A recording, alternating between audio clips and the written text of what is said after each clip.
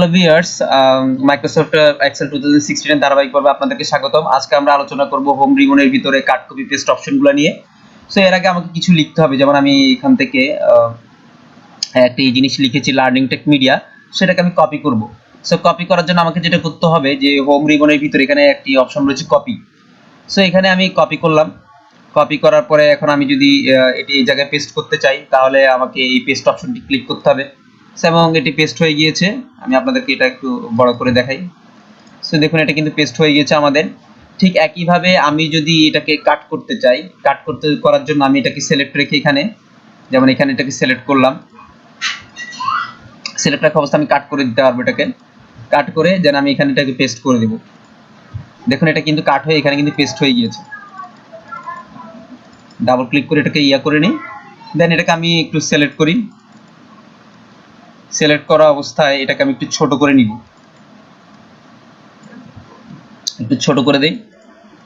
So learning take media এটাকে আমি ছোট করে দিলাম এবং এটাকেও ফরম্যাটটিকেও করে দিব, ছোট করে দিব।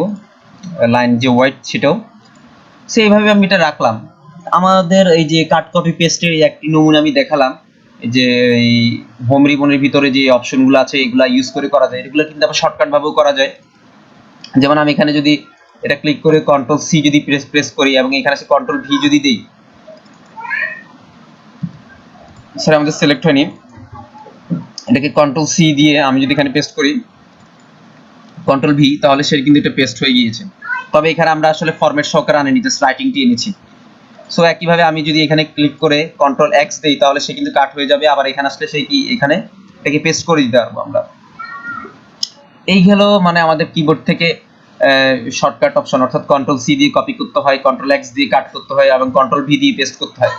এছাড়াও এক্সেলে কিন্তু আরেকটি ফিচার রয়েছে, যেমন আমি এখানে রাখলাম এবং এখানে যদি কোণায় আনি, তাহলে দেখবেন যে একটি প্লাস চিহ্ন রয়েছে। এখন এটাকে যদি আমি এভাবে টেনে দিই, তাহলে প্রত্যেকটা কলাম ওয়াইজ কিন্তু সে লার্নিং টেক মিডিয়া এই রাইটিংটি কিন্তু আসলে কপি করে নিবে।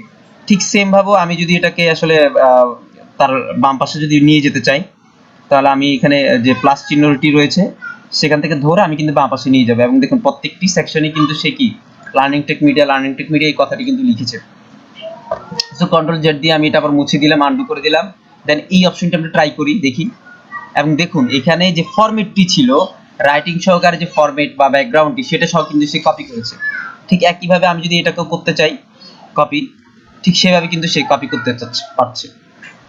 সো এটাতে একটু আমি ডাবল ক্লিক করে পুরাটাই নিয়ে নিই। এখন আমি যদি আবার এই যে সিলেকশন থাকা অবস্থায় এটি নিলাম, অথবা ধরুন এটি নিলাম সিলেকশন থাকা অবস্থায়, এইগুলোকে সিলেক্ট করে নিলাম এবং কিবোর্ড থেকে আমি যদি ডিলিট প্রেস করি, তাহলে আমার একসাথে কিন্তু আসলে সেটা ডিলিট হয়ে যাবে।